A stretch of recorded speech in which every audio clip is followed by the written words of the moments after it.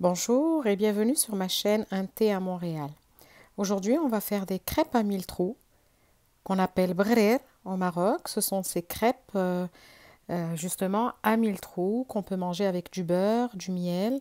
Et vu qu'on est ici au Québec, pourquoi pas avec du sirop d'érable. Alors pour faire ces crêpes, j'ai besoin de 100 g de farine, 300 g de semoule fine, de la levure boulangère, de la levure chimique, un œuf et du sel. Pour les deux levures, c'est une cuillère à soupe de chaque et 750 ml d'eau. On va commencer par mettre tous les ingrédients dans le bol d'un batteur, en commençant par l'eau. On y rajoute la semoule, la farine. En fait, on y met tous les ingrédients, sauf la levure chimique. Et on va commencer à battre ce mélange, à le mélanger pendant quelques minutes.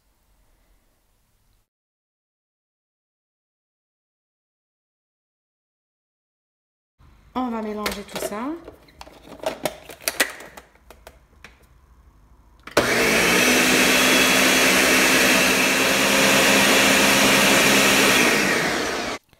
Une fois que tous les ingrédients sont bien mélangés, on va mettre la levure chimique et on va encore mélanger pour une petite minute.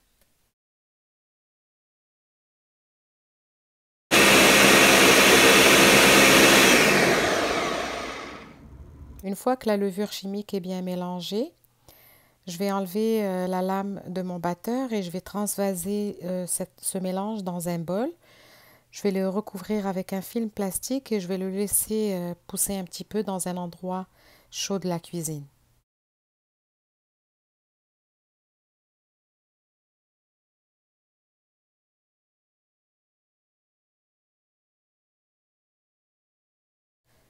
Voilà, je le recouvre bien.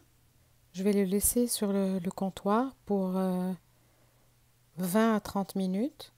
Peut-être que ça va être prêt avant, on verra. Ça dépend de la température de la cuisine.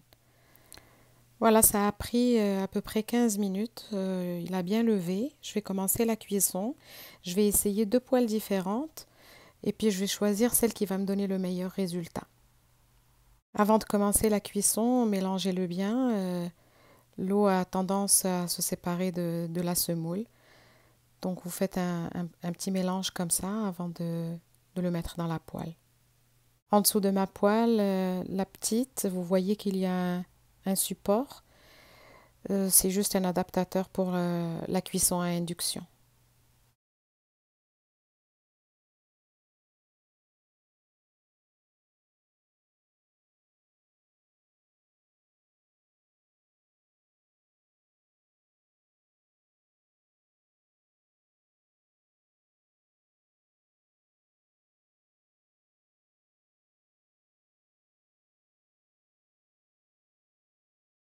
Pendant la cuisson, il y a des trous qui vont commencer à se former sur nos crêpes.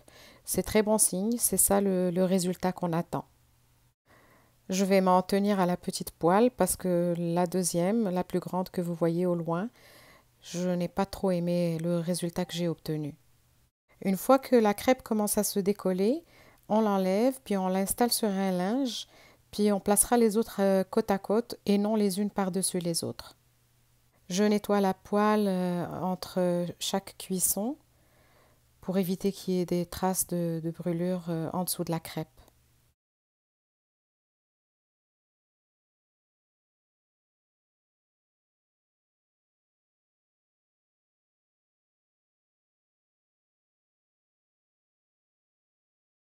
Alors je vous montre de près ce que ça donne. Voilà, il y a effectivement à peu près 1000 trous. Par contre, donc j'éteins définitivement l'autre poêle. Je n'ai pas aimé le résultat et je continue la cuisson sur celle-ci jusqu'à ce que je n'ai plus de pâte.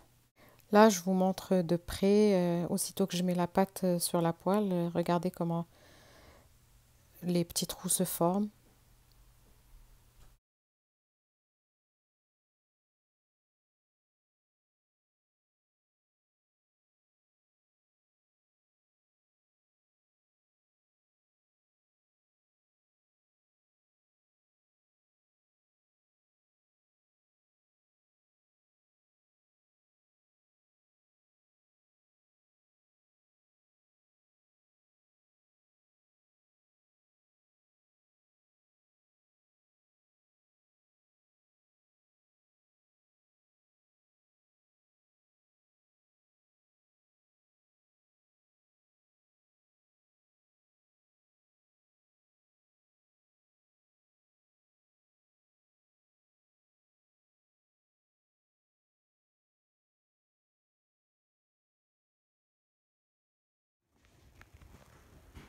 Voilà le résultat final.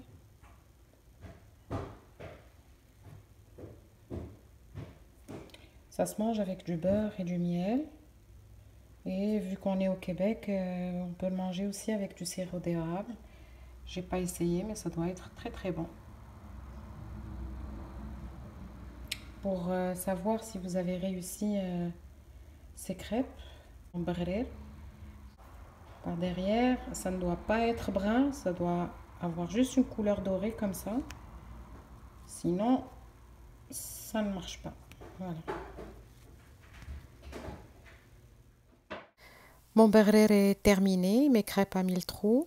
Si ce n'est pas déjà fait, encouragez-moi en vous abonnant, en commentant, en likant et en activant la cloche pour ne rien rater de mes recettes.